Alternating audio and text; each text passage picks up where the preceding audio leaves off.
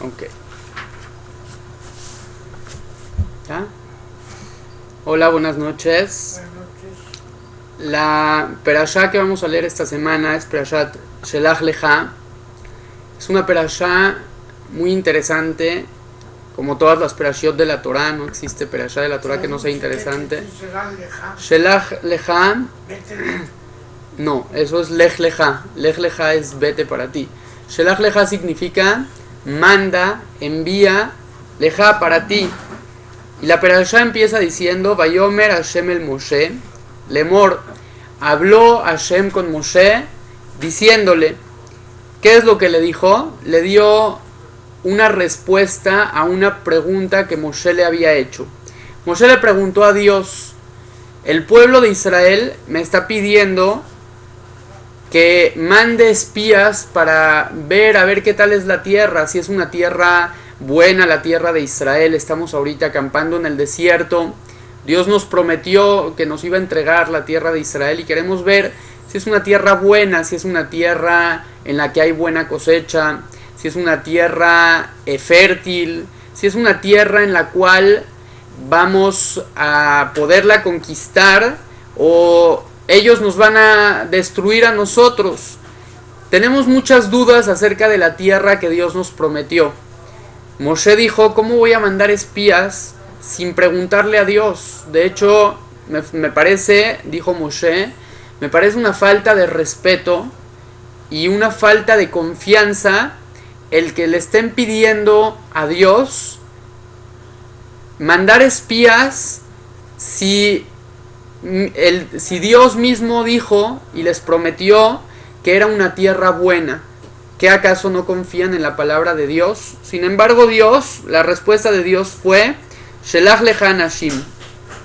Yo te doy permiso de que para ti, para que el pueblo se quede tranquilo, te doy la oportunidad de que mandes espías, que mandes personas. Veyaturu et eretz Kenan, y que vayan a espiar y a indagar en la tierra de Kenan. Asher ani noten libnei Israel, que es la tierra que yo estoy por darles al pueblo de Israel como herencia, porque es la tierra que le prometí a Abraham, que le volví a prometer también a Isaac y otra vez a Jacob, que les iba yo a entregar esa tierra en sus manos. Dice el pasuk: Ish echad le maté a botab tishlahu. Un hombre de cada tribu. Un hombre, siempre que está escrito el término Ish en la Torah, se refiere a una persona importante. Hombres importantes, un hombre el más importante de cada tribu es lo que vas a mandar a espiar la tierra de Kenan. Dice: Kol Nasibaem, todos los presidentes son los que vas a mandar para que espíen la tierra de Israel. Y así, eso fue lo que hizo Moshe. Moshe seleccionó al presidente de cada una de las tribus y empieza a describir la Torah. ¿Quiénes fueron? Dice el pasuk: Vele Shemotam, estos son sus nombres. Le maté Reubén, Shamua ben Zakur, de la tribu de Reubén, el emisario que fue con el grupo de espías se llamaba Shamua, hijo de Zakur. Le maté Shimon, Shafat ben Jorí. Le maté Yehudá, Caleb ben Yefuné. Caleb ben Yefuné era de la tribu de Yehudá y era el emisario de la tribu de Yehudá. De la tribu de Isahar, Igal ben Yosef. De la tribu de Efraín. Es algo... Es de las 12 tribus, de cada una de las tribus, el presidente, la persona más importante de la tribu, fue la persona a la que mandaron para espiar la tierra. Y dice, dice acá algo muy interesante: le maté Efraín, para la tribu de Efraín, en lugar...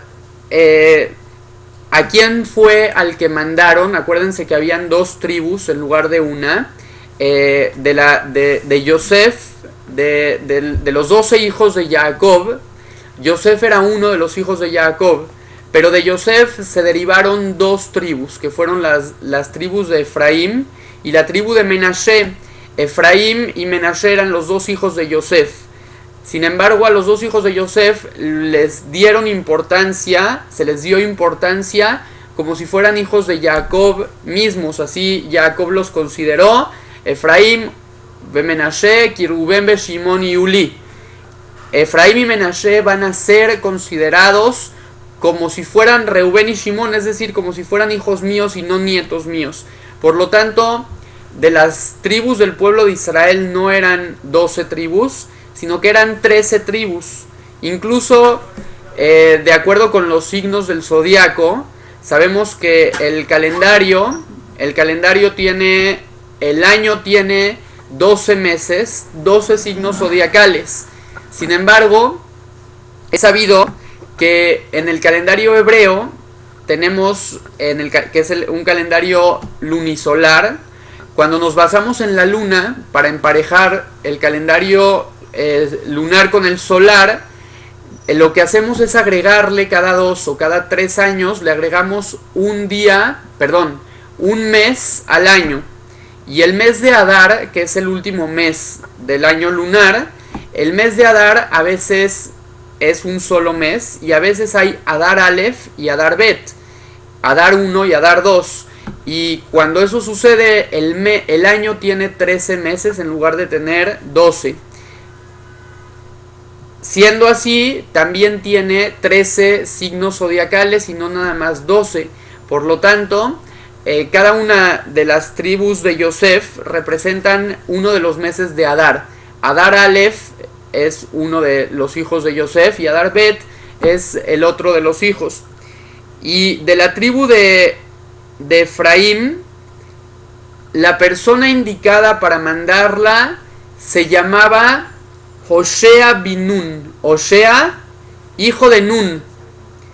El papá se llamaba Nun, él se llamaba Hoshea. Sin embargo, más adelante nos sigue diciendo la Torá los nombres de todos los demás jefes de tribus que fueron a espiar la tierra de Israel. Y al final termina de describirnos estos acontecimientos la Torá diciéndonos lo siguiente: El Shemot Anashim, estos son los nombres de las personas Asher Shalach Moshe Latur et Haaretz, las personas a las que mandó Moshe para que espiaran la tierra de Israel.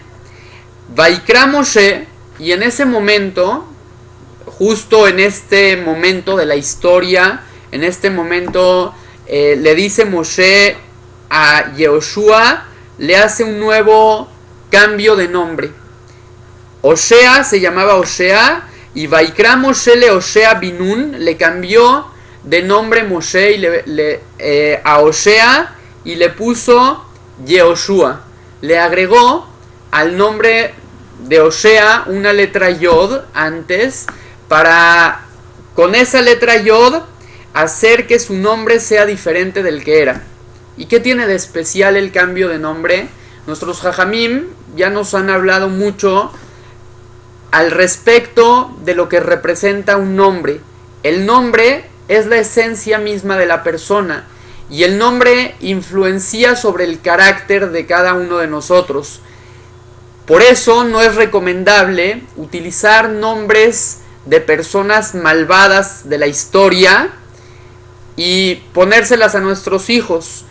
Debemos siempre buscar nombres de personas que fueron importantes o de personas que fueron justas, rectas, buenas, ya que el nombre puede influenciar al ser humano. En el nombre, de manera espiritual, hay muchos significados y muchas influencias con respecto al carácter de la persona. Por ejemplo, hay personas que a sus hijos no saben, leen la Biblia y dicen: yo le quiero poner a mi hijo un nombre bíblico. ¿Qué es lo que hacen? Empiezan a buscar y ven, Abraham, no, Abraham ya está muy choteado, ya se usa mucho, ya lo trillaron el nombre, ya vamos a buscar otro nombre. Y empiezan a buscar, ¿y qué ven? Ah, mira, Abraham, yo no sé hebreo, pero acá dice Abraham, y acá dice Nimrod, ni siquiera leen la historia, pues le voy a poner a mi hijo Nimrod. ¿Y quién fue Nimrod? Nimrod era un rey malvado, un rey terrible, que se idolatraba a sí mismo y le pedía a todas las personas de su alrededor que le hagan idolatría a él, les decía que él era Dios. Y además de eso, Nimrod fue aquel que quiso matar a Abraham Avinu en toda la historia de Abraham. Lo persiguió para matarlo, lo metió adentro de la caldera en Ur Kasdim, lo metió al horno, a las llamas, para quemarlo vivo a Abraham. No lo logró, pero siempre trató de hacerlo. Él era un rey malvado y terrible que ayudó, o que fue más bien el principal en el proyecto de construcción de la Torre de Babel. Él quería subir en una torre y él fue el que motivó a la gente para construir una torre y subir al cielo para hacer una guerra en contra de Dios. Ese era Nimrod. Y si una persona utiliza un rey, un nombre como Nimrod para ponerle a sus hijos, seguramente el hijo se va a ver afectado y va a poder llegar a tener algo de carácter negativo a causa de este rey Nimrod. Dicen, por lo tanto, que si el nombre es tan importante y tiene una relevancia especial, ¿qué fue lo que hizo Moshe? Moshe sabía de antemano que que estos espías iban a acabar haciendo daño, haciendo cosas malas, haciéndose daños a ellos mismos, hablando mal de la tierra de Israel. Sabía Moshe que tenían malas intenciones y que tenían un prejuicio sobre la tierra de Dios. Por lo tanto, Hoshea, que era su alumno predilecto, era la persona que tenía tanto acercamiento a él, que lo quería y lo estimaba, lo que hizo fue darle un poco de fuerza en el carácter. Y la fuerza de carácter se manifiesta a través del nombre. ¿Qué fue lo que le hizo? Le agregó una yod. ¿A quién? A Hoshea, se llamaba Hoshea, y le puso Yehoshua. Sabemos que la letra yod es una letra que en el nombre de la persona representa dureza. Por ejemplo, Sarai, que era la esposa de Abraham, primero se llamaba Sarai y luego le cambiaron de nombre y le pusieron, ¿cómo le pusieron a Sarai? Sará. ¿Qué fue lo que hizo Dios? Le quitó la letra yod y se la cambió por una letra he. Le quitó la dureza y se la cambió por una letra más suave para que en su nombre su carácter sea un poco diferente. ¿Pero qué tiene que ver el nombre con el carácter? Es que como acabas de llegar, Salón, no te puedo ahorita introducir por completo a la plática. Por eso déjame al final, se te van a ir resolviendo las dudas y te voy a explicar todo lo que escuchaste desde el principio, ¿ok? Pero ahorita déjame seguir un poquito para no salirnos del tema. La letra yod representa a Sarai. A Sarai le quitaron la letra yod y había otra persona que también se llamaba igual que Yehoshua Binun, se llamaba igual Hoshea, pero a él no le pusieron, no le agregaron una letra yod en el nombre. ¿Quién era este profeta? Era uno de los profetas, uno de los 13 profetas del libro Treasar. Treasar es un libro del Naví que habla acerca de los 13 profetas que tuvieron profecías más pequeñas, o más bien que sus libros con profecías son más pequeñas. Y el primero de ese libro, el primero de todos, se llamaba Hoshea. Hoshea fue un profeta que lo primero que hizo fue hablar de manera negativa, hablar mal del pueblo de Israel. Y Hoshea le dijo a Dios: Dios mío, tu pueblo, el pueblo de Israel, ha pecado. Tu pueblo, el pueblo de Israel, ha hecho cosas demasiado malas. ¿Por qué no lo cambias? ¿Por qué no te deshaces de él? Ya, olvídalo. Si una esposa traiciona al marido, pues el marido debe de deshacerse de ella. Agarró Dios y le dijo a Hoshea en su profecía: ahora vas a agarrar una profecía, una orden que yo te doy, es de que vas a ir a buscar una mujer de lo peor, una mujer pervertida, una mujer corriente, vulgar, que se va con cualquier hombre, y te vas a casar con ella. Esa es mi profecía, y eso es lo que te estoy pidiendo que hagas. Te vas a casar con ella. Y Osea, como era el profeta y Dios le había dado esa orden, se fue, se casó con una mujer ramera, con una mujer ¿sí? Y con esta mujer tuvo a su primer hijo, y después tuvo una hija, y después tuvo a un tercer hijo. Y entonces le dijo Dios, ahora mi profecía hacia ti es de que debes de abandonar a tu mujer, debes de abandonar a tus hijos y debes de arrojarlos a la calle, es decir, deshacerte de ellos. Y entonces Osea se puso a llorar, le empezó a decir a Dios, ¿cómo me pides eso? Dice, ¿cómo? Tú agarraste una mujer cualquiera, la recogiste de la calle, la recogiste de por ahí, tuviste con ella hijos, a los hijos les puso de nombre, al primer hijo le puso Izrael. Izrael es que no va a haber más lluvia, más abundancia, más cosecha en el pueblo de Israel. A la segunda le llamó Lo Ruhama. Lo Ruhama significa yo no me voy a apiadar del pueblo de Israel. Es como proféticamente Dios le dijo a Osea qué nombres ponerles a sus hijos. Y al tercer hijo le puso Lo Amí. No es mi pueblo, el pueblo de Israel ya no es mi pueblo. Y entonces el profeta cuenta, en el profeta, en la historia del Naví se cuenta cómo Dios le dice arrójala, y él le dice, ¿cómo me voy a deshacer de esa esposa y de esos hijos? A fin de cuentas son míos, son mis hijos.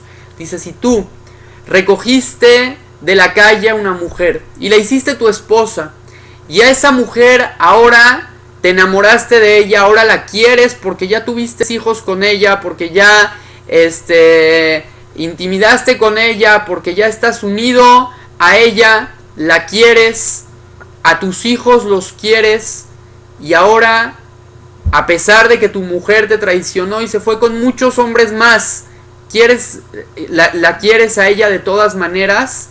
Y yo, que soy Dios, le dice Dios al profeta, yo que soy Dios, que escogí al pueblo de Israel, a Abraham, a Isaac, a Jacob, que fueron fieles ante mí, que fueron personas especiales entre todas las naciones, entre todas las personas que habían en aquel entonces sobre la faz de la tierra.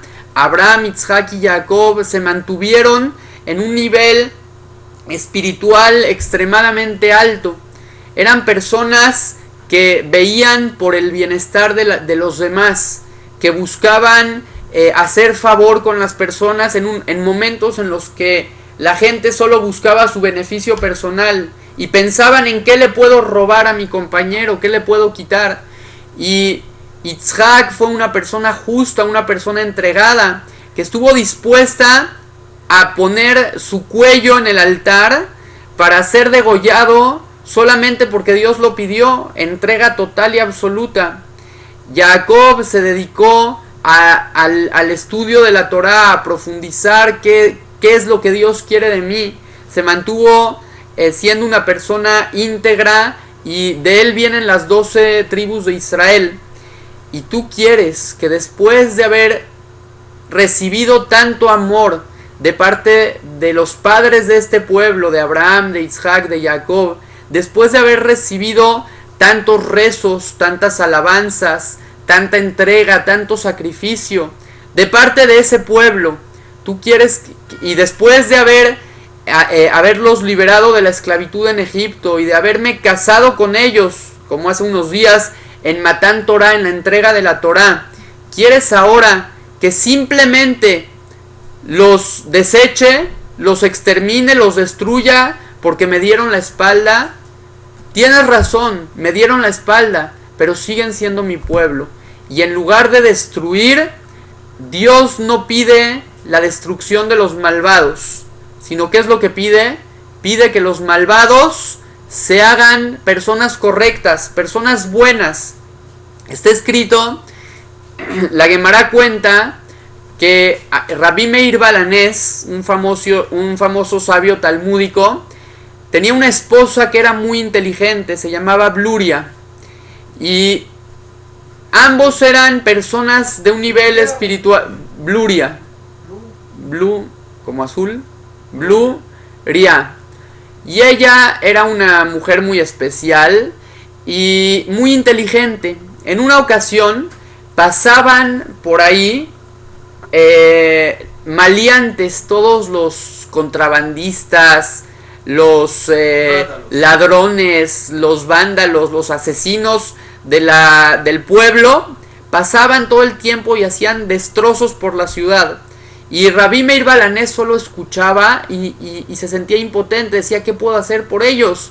Son personas malvadas. Y entonces dijo, tengo una idea, voy a rezar, voy a pedirle al Eterno, a pedirle a Dios que los extermine, que los mate, que acabe con esos malvados, con los terroristas, con los asesinos, que se destruya la maldad. Y entonces su esposa lo escuchó y le dice, ¿qué estás rezando? ¿Qué estás pidiendo? Dice, ¿cómo de que qué estoy pidiendo? Que por fin Dios se lleve del mundo a estas personas malvadas. Le dijo Bluria, estás equivocado. ¿Cómo dice el versículo? Itamu hataim min haaretz. ¿Qué significa? Que se destruyan, que se acaben los hataim, los pecadores min haaretz, de la tierra. Es un versículo. Es parte de la Biblia.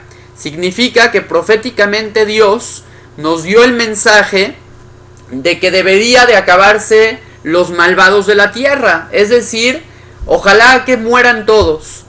Le dijo Bluria, estás equivocado. ¿Por qué no ves la terminación del versículo? ¿Y por qué no conjugas bien la palabra? Realmente no dice Itamu jotim min haaretz, que se exterminen los pecadores de la tierra, sino que se exterminen los pecados. Que las personas que hicieron pecados dejen de hacer pecados. Y por eso el versículo termina diciendo Urshaim, y los malvados Odenam, ya no van a estar. ¿Por qué ya no van a estar? No porque Dios va a exterminarlos y a destruirlos, sino ¿por qué no van a hacer pecado? Exactamente, eso es lo que le debemos de pedir a Dios. No que se destruyan los pecadores, que se destruyan los pecados. Y que los pecadores asienten cabeza, tomen conciencia de cuál es el camino derecho a seguir en la vida y se conviertan en personas justas y en personas buenas. Eso es lo que debemos de pedir. Y Oshea entendió el mensaje después de haberse casado con esta mujer, después de que Dios le pidió que la abandone, y le dijo una profecía a Dios. Le dijo, llegarán momentos, el pueblo de Israel va a arrepentirse, y ahora a tu hija le vas a cambiar de nombre, y ya no se le va a llamar más a tu hijo mayor Israel, sino se le va a llamar Israel. A tu hija no se le va a llamar Lo Ruhama, yo ya no me voy a apiadar de mi pueblo, sino le vas a llamar Ruhama, me apiadaré de él. Ya no le vas a llamar a tu tercer hijo Lo a mí, no es mi pueblo, sino que se va a llamar a mí, mi pueblo. Y así el profeta Oshea entendió la lección de que no debía hablar mal del pueblo de Israel. Sin embargo, vemos que el nombre Oshea tiene una influencia que tienta a la persona a hablar mal. Es decir, una de las cosas que una persona que se llama Oshea debe procurar, controlar y corregir es los pecados de juzgar para mal y hablar mal. Hablar mal de otras personas, hablar mal de un pueblo, hablar mal, exactamente, hablar mal de una tierra. Por lo tanto, Moshe entendió que si Oshea se iba a juntar con este grupo de personas que iban con la mentalidad de ver qué hay de malo, amén, qué hay de malo en la tierra de Israel para criticarlo, sabía que Hoshea se iba a malinfluenciar, y no solo eso, sino que iba a ser de los dirigentes para hablar mal de la tierra de Israel. ¿Qué es lo que hizo Moshe? Le cambió una letra, le agregó una letra, le puso la letra Yod antes de su nombre, porque la letra Yod representa la dureza, y la letra Yod también es la primera letra del nombre de Dios. Acuérdate que Dios nos prometió entregarnos esa tierra, y Dios todo lo que nos ha pedido hacer y todo lo que nos ha prometido ha sido bueno para nosotros. Por lo tanto, cuando vayas a la tierra de Israel, primero que nada debes de tener dureza y debes de ser fuerte para no dejarte malinfluenciar por los merragelim, por todo el grupo de espías malos.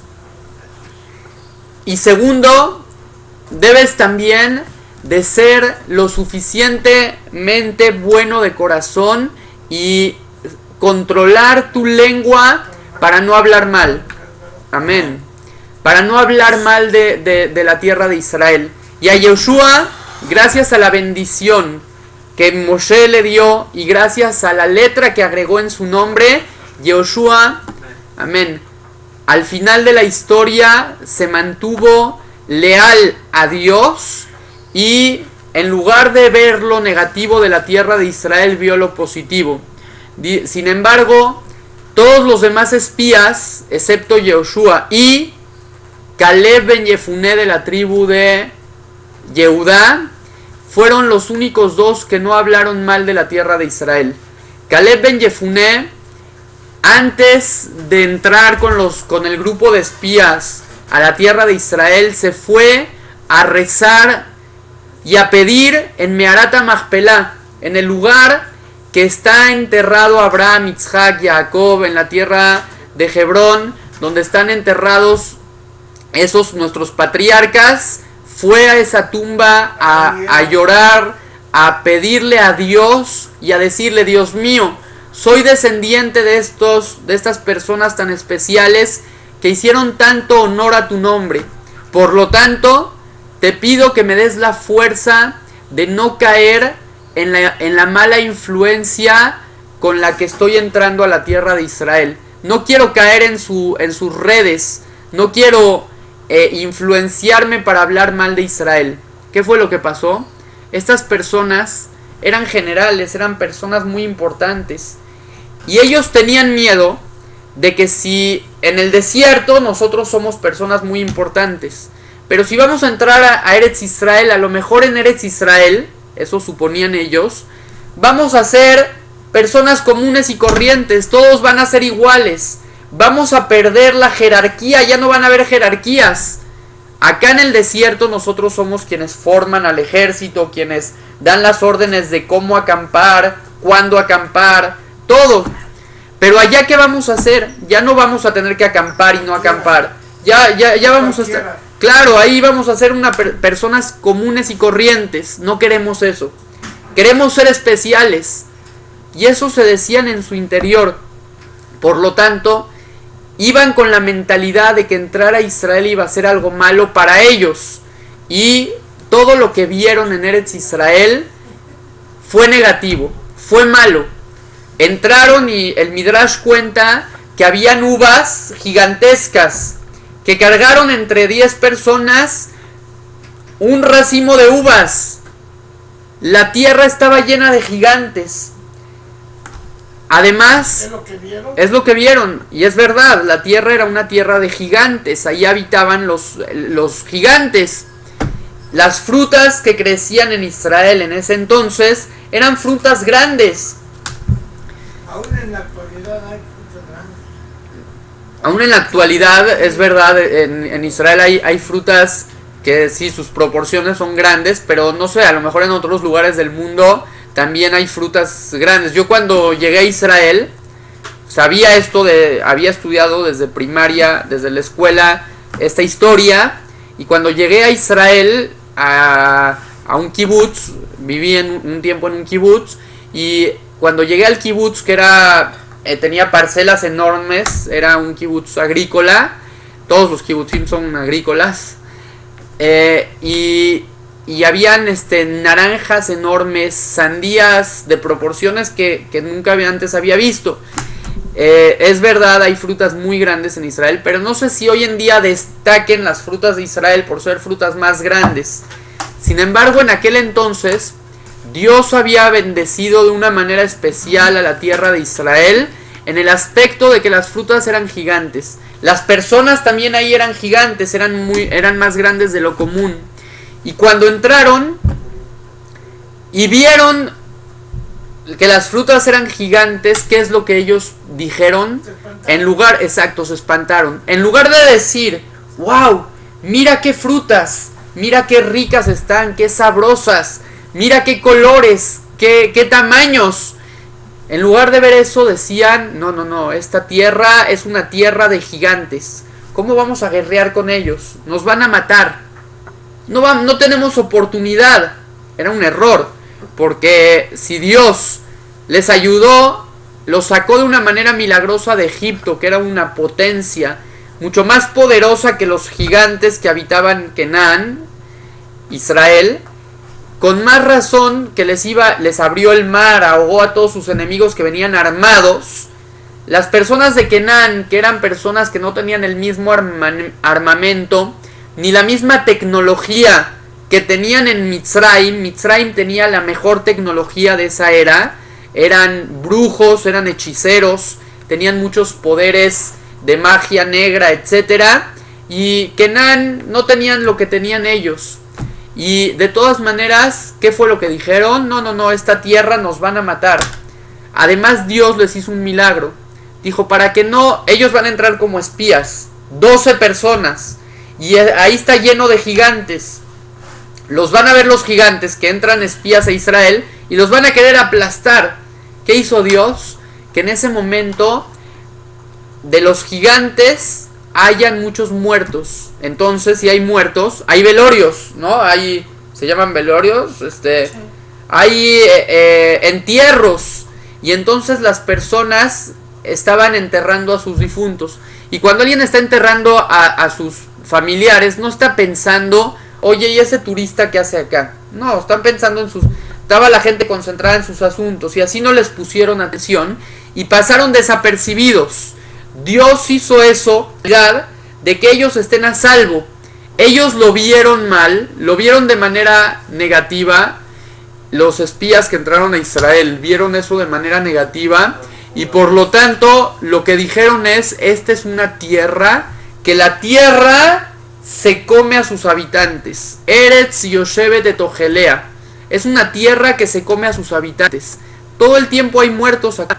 Es decir, no nos conviene entrar y vivir en Eretz Israel, porque si vivimos en Eretz Israel, esta es una tierra que está maldita, que se come a los habitantes. Así dijeron ellos, en lugar de ver lo positivo. Cuando una persona va con la mentalidad de ver lo negativo, a pesar de que las cosas sean muy bonitas, siempre las cosas tienen dos lados, tienen dos caras. Puedes ver lo bonito de la vida, lo bonito de las situaciones en las que Dios te enfrenta, o puedes ver la parte negra, la parte oscura, la parte mala. Y eso depende de qué es lo que tú quieras ver. ¿Me ibas a preguntar algo? Lo que quieras ver, vas a ver. ¿Había gigantes en Israel en el pasado? Habían personas que eran gigantes, sí. Se han encontrado fósiles, restos de personas que son muy altas. De hecho, hoy en día creo que la persona más alta del mundo, en el museo de Ripley, yo hace unos meses fui al museo de Ripley, y hay ahí pasa una persona de Estados Unidos que es, creo, la más alta del mundo, y es enorme. O sea, es una hormona del crecimiento que hace crecer de más a la persona. Hoy en día vemos personas que esa hormona del crecimiento la tienen, no sé, desarrollada, o se le desarrollan mucho esas hormonas y crecen muy altos. Sin embargo, se puede hipotéticamente llegar a dar el paso de que desarrollen todavía más. En aquel entonces las personas así eran, es decir, existieron los gigantes, personas que eran demasiado altas. No sé desde qué altura se les llama gigantes, pero eran personas mucho más altas que las personas comunes de aquella época. Entonces sí existieron los gigantes en la tierra de Israel. Había fresotas y todo. Exacto, entonces toda la fruta era muy grande y el Midrash dice que los espías trajeron entre 10 cargando un racimo de uvas. Entonces, pues, ¿de qué tamaño tenía que haber sido cada uva como para que un racimo lo carguen? No estaban llevando toda la vid, estaban llevando todo el viñedo, estaban llevando un racimo. Entonces era un lugar grande. Pero además dijeron otra frase los espías. Dijeron: y nosotros éramos ante sus ojos como langostas. Dice, ¿a qué se refirió? Y nosotros éramos ante sus ojos. Así dije, esas fueron las palabras de los que utilizaron los espías. Dijeron ellos: la tierra es mala, se come a sus habitantes. Es una tierra de gigantes, es una tierra que no nos conviene, que no vamos a poder conquistar. Y además, nosotros entramos a la tierra y habían puros velorios. Todo el mundo estaba enterrando a sus muertos. ¿Y saben qué? Nosotros ante sus ojos, nosotros éramos como langostas ante sus ojos. Dicen nuestros sabios, cuando una persona se considera inferior ante los ojos de los demás, así los demás lo van a ver. La gente te ve como tú te ves a ti mismo. Si tú te ves como un insecto, como una basura de persona, la gente eso lo va a percibir y así te van a tratar. Pero cuando la persona tiene la autoestima alta, acuérdense que autoestima alta no se contradice con ser humildes. La persona puede ser humilde y a la vez tener el autoestima alta, tener el estado de ánimo alegre. No tiene que estar deprimido y sentir, no, yo no valgo nada, es que yo soy una persona humilde y una persona que no vale nada. Eso no significa ser humilde. Eso significa... eso no significa ser humilde. La humildad no se contradice con el autoestima alta. La humildad no es una cualidad, no es una cualidad negativa, es algo positivo. Y el sentirse inferior es algo negativo. La persona no se debe de sentir inferior ante los ojos de la gente y tampoco sentirse superior. Debemos de sentirnos un ser humano igual que todos los demás. A todo hombre de cualquier religión, especie, color de piel, Dios lo creó con una parte suya. Cada persona en todo lugar del mundo tiene un espíritu, un aliento de Dios. Con el aliento de Dios fue creado el ser humano. Dios creó al hombre a su semejanza, a su imagen y a su semejanza. Es decir, yo si me considero que soy una basura, que soy inferior, que no valgo nada, entonces esa parte de Dios que hay adentro de mí, yo no la estoy respetando. No estoy respetando a la parte de Dios que hay adentro de mí, a mi alma. Y también cuando no respeto a otras personas, si yo no sé respetar a los seres humanos, a las criaturas de Dios, que Dios las creó a su imagen y a su semejanza, no estoy respetando tampoco a Dios. Estoy manifestando una falta de respeto a Dios. Por lo tanto, todos debemos de sentirnos bien con nosotros mismos y bien con los demás. Dice el versículo, la Mishnah en el tratado de Avot, Imen ani li, dijo Hillel, uno de los grandes sabios del Talmud, de la Mishnah, si yo no me preocupo por mí, Mili, ¿quién lo hará? Ushani leatzmi mani, pero solamente me preocupo por mí, ¿qué es lo que valgo? No valgo nada. La persona, primero que nada, Imenani li mi li. Si yo no me preocupo por mí, ¿quién lo hará? Cada persona se debe de preocupar primero que nada por sí mismo. No sé si han visto. Y luego también preocuparse por los demás. Porque si solamente se preocupa por sí mismo, es una persona que no vale nada, no tiene valor. O sea, se complementa, claro, como una segunda fase. Exacto, como segunda fase. ¿Qué pasa si la persona solamente se preocupa por los demás y no se preocupa por sí mismo? Mal. Es mal. Y como ejemplo, no sé si se han subido últimamente a un avión, pero en las instrucciones que dan de vuelo, te dicen, si llega a haber algún problema, no se alarme, pero si llega a haber algún problema, que el avión se está por ir al barranco, van a salir, y bueno, y hay un poco de falta de presión en la cabina, van a salir automáticamente unas bolsas de aire. ¿Y cuál es la primera instrucción que te dicen? Si vas con un menor de edad, ¿qué debes hacer? Darle al menor de edad. No, primero tú y luego el menor. Muy bien. Primero se la pone usted y luego el menor. Oye, ¿cómo? ¡Qué poco caballeroso eres! Y esa frase de mujeres y niños primero, ¿qué pasó con la caballerosidad? Oye, yo daría mi vida por mi hijo. Claro, ¿eh? Se está acabando. Se está acabando hoy en día, hasta en el... Hasta en eso. Dice, ¿cuál es la respuesta? Oye, ponte a pensar un poquito. Si tú sacas la mascarilla del menor, tu hijo, estás dispuesto a entregar vida por tu hijo, lo quieres más que a ti mismo. Pero si tú primero sacas la mascarilla de él, se la colocas, se la quieres colocar, y en el inter te quedas sin oxígeno y te desmayas, entonces tú te vas a ver afectado. Pero no solo tú, sino que también el menor de edad, ¿quién le va a poner la máscara? Primero preocúpate por ti, desarróllate para que puedas también ayudar a los demás. ¿Cómo vas a ayudar a los demás si tú mismo no has salido de tus propias... Psicólogo. ¿Eh? Es lo mismo que un psicólogo. Ok, es diferente. Un psicólogo...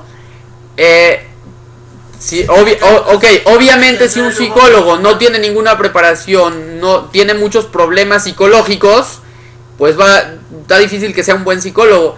Pero todos tenemos problemas psicológicos, incluso los psicólogos más eminentes. Eso no tiene nada que ver. Es decir, no tienes que resolver todos tus problemas para ayudarle a alguien. Espérate, mira. La verdad es que yo te ayudaría con mucho gusto, te daría una limosna, pero primero estoy yo. Entonces primero necesito tener 10 millones de dólares para poderte ayudar. No, espérate. Todos tenemos problemas económicos. Primero trata de salir adelante, y cuando salgas adelante vas a poderle ayudar a la gente.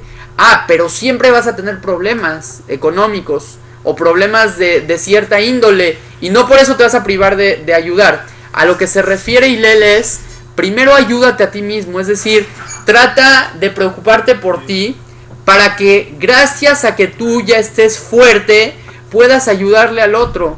¿Cómo vas a levantar al otro si tú estás en el piso tirado? No se puede.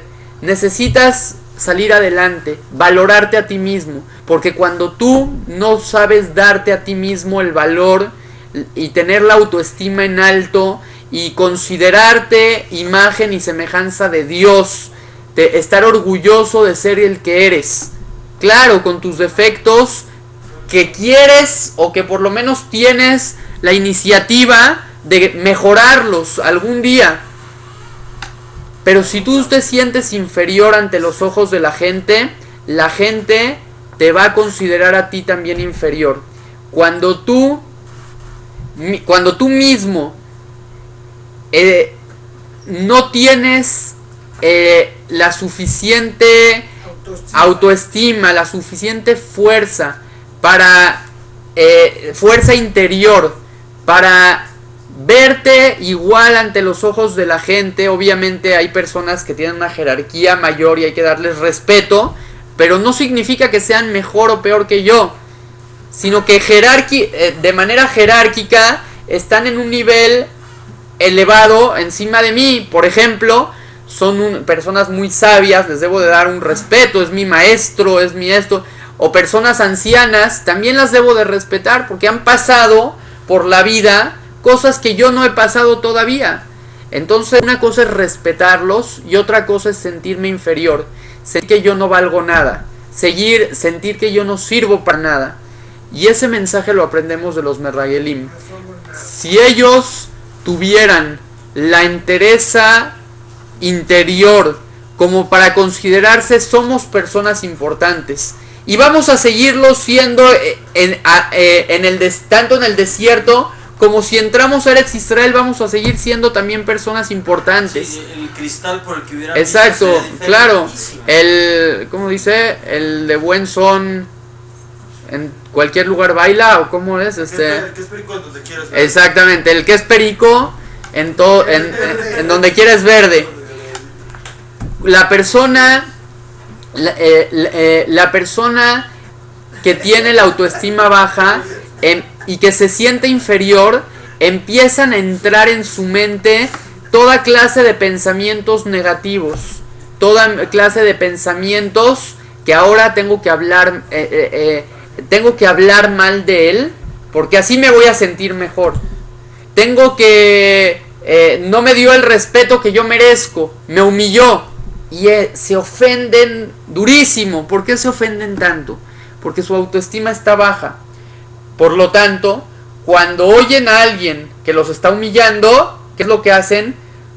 Esa persona me está confirmando que yo soy una basura. Entonces me enfurezco. Pero ¿qué pasa si una persona tiene su nivel de autoestima alto y yo sé que soy una persona buena, una persona decente, una persona inteligente, y llega alguien y me dice, eres un tonto, ¿me voy a enfurecer con él? No. Claro que no, me vale, no le voy a tomar importancia. A ver, si un perro te está ladrando en la calle, ¡ay, me está ladrando! ¿Te vas a enfurecer con el perro? No, le vuelves ¿Por a qué? ladrar tú. Le regresas el ladrido. ¿Por qué no? Porque lo que te está diciendo no es verdad y tú lo sabes. Pero cuando tú te metes ideas a la cabeza, yo soy una basura, yo no sirvo para nada, no valgo nada, soy una persona que la verdad no tiene capacidades. Entonces cuando alguien viene y te dice, Tú no tienes capacidades. sí, él te lo dijo para molestar, no lo dijo porque realmente pero tú, como ya lo tienes en tu interior, en tu cabeza, lo estás machucando, lo estás moliendo. Si a lo mejor es verdad. Entonces, Reconfirmas ahora lo reconfirmas y ahora te ofendes con esa persona. Ah, él ya descubrió lo que yo soy. Pues te ofendes, claro que te vas a ofender. Óyeme, ¿qué le pasa? Claro, por eso Dice eso. acá todo lo que sucedió, toda la trama de los espías que entraron a explorar la tierra de Israel, era una finalidad negativa. Ellos querían solamente hacer un pleito, tenían la autoestima baja, eran personas que veían todo de una manera negativa y por lo tanto, cuando entraron a Eretz Israel, todo lo vieron mal y hablaron mal de la tierra de Israel. Las cosas depende mucho del cristal con el que se miran, el color que van a tener. ¿Por qué nos mandaron a ellos y no a otros que tuvieran una mejor predisposición? Muy bien. El pueblo de positiva. Israel en ese transcurso de la historia específicamente eran, primero que nada, ¿a quién mandas? ¿Al líder o mandas a un cualquiera del pueblo? Mandas a una persona importante. Estos eran los dirigentes del pueblo. Los dirigentes del pueblo tenían ese problema psicológico de que se sentían inferiores y pensaban que les iban a quitar su puesto si entraban a Eretz Israel. No tenían seguridad en sí mismos. Y la seguridad en sí mismo depende estrechamente de la seguridad que uno tiene con Dios. Si una persona confía en que Dios le va a mandar lo que le tiene que mandar, cuando le tiene que mandar, que si yo merezco ser presidente, voy a hacerlo acá, o voy a hacer en China, o voy a hacer en cualquier otro lugar, si lo merezco, entonces no me van a dar mi puesto solamente por entrar a Eretz Israel. Si ellos hubieran tenido la confianza en Dios en ese aspecto, y más aún la confianza en Dios de que si Él prometió que la tierra era buena, pues era buena, y no tenían que empezarlo a cuestionarlo tanto y a dudar de la palabra de Dios, y todos esos factores fueron aquellos que se entrelazaron para hacer que al salir de Eretz Israel los merragelim, los espías, hayan hablado cosas malas de la tierra de Israel, hayan provocado que el pueblo llorara y se pusiera a llorar y dijera: ¿para qué Dios nos sacó de Egipto? ¿Para venirnos a sepultar en la tierra de Israel? Amibli en Kebarim Bemitzrayim, ¿acaso no hay suficientes tumbas en Egipto como para que nos tomaras y nos trajeras a Israel a morir? Eso era lo que se preguntaba el pueblo de Israel. La persona, nada más para cerrar un mensaje importante, la persona, para poder estar bien en la vida, debe de empezar a estar bien en su interior. Si la persona está bien en su interior, entonces va a poder, todo lo que pase en su exterior le va a beneficiar. Todo lo que pase en su exterior bueno lo va a saber aprovechar. Va a tener un amigo y está bien consigo mismo, ese amigo va a ser un amigo que le va a durar para toda la vida. Pero si él consigo mismo no está bien, entonces, aunque tenga el mejor amigo del mundo, se va a pelear con él, porque el que está mal es él en su interior. Todo lo que hay en nuestro exterior no se puede valorar a menos de que la persona tenga las herramientas en su interior para poderlo utilizar y para poderlo manejar y para poder estar feliz con lo que tenemos a nuestro alrededor. ¿Me ibas a decir algo, David? Perdón. Sí, entonces esa negatividad de esos líderes se transmitió a todo el pueblo, o sea, de ellos bajó hacia todos. Claro, el negativo ha hecho perder a todos. Pero estos eran los de arriba. Claro, Fue esa negatividad, vieron cosas buenas, ellos las entendieron como malas y vinieron a hablar pestes de la tierra, de arriba y entonces allá abajo. Sí. Nada más cuando la raíz está podrida, está mal, la raíz echa a perder a todos los demás. Vimos en el libro de Shofetim, en la historia del pueblo de Israel, de los jueces, vimos que siempre que no hubo un juez positivo en el pueblo de Israel, un líder espiritual positivo en el pueblo de Israel, el pueblo se desvió del camino correcto y empezó a servir a otros ídolos, empezó a hacer cosas que eran negativas ante los ojos de Dios. Por eso siempre es importante tener una visión correcta, tener un buen líder y tener las herramientas para poder captar todo lo bueno que Dios nos manda todos los días. Amén. Amén. Gracias, Baruch. Mira la pregunta, Pepe. Nos vemos. ¿Cuál pregunta?